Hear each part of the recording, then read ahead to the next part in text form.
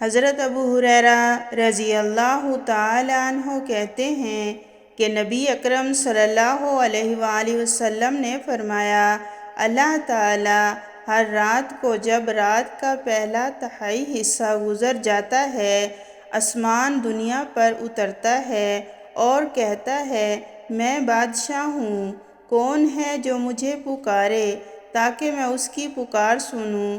کون ہے جو مجھ سے مانگے تاکہ میں اسے دوں؟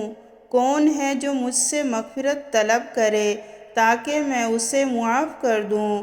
وہ برابر اسی طرح فرماتا رہتا ہے یہاں تک کہ فجر روشن ہو جاتی ہے۔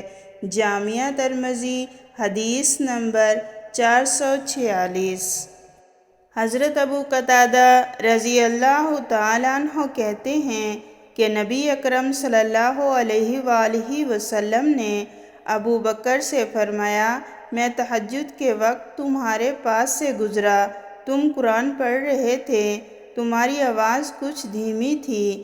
کہا، میں تو صرف اسے سنا رہا تھا جس سے میں مناجات کر رہا تھا، یعنی اللہ کو۔ آپ نے فرمایا، اپنی آواز کچھ بلند کر لیا کرو۔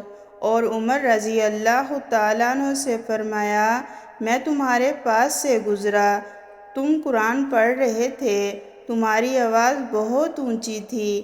کہا، میں سوتوں کو جگاتا اور شیطان کو بھگا رہا تھا۔ آپ نے فرمایا، تم اپنی آواز تھوڑی دھیمی کر لیا کرو۔ جامعہ ترمذی حدیث نمبر 447۔ حضرت زید بن ثابت رضی اللہ تعالیٰ عنہ سے روایت ہے کہ نبی اکرم صلی اللہ علیہ وآلہ وسلم نے فرمایا، تمہاری نماز میں سب سے افضل نماز وہ ہے جسے تم اپنے گھر میں پڑھتے ہو سوائے فرض کے۔ جامعہ ترمذی حدیث نمبر 450۔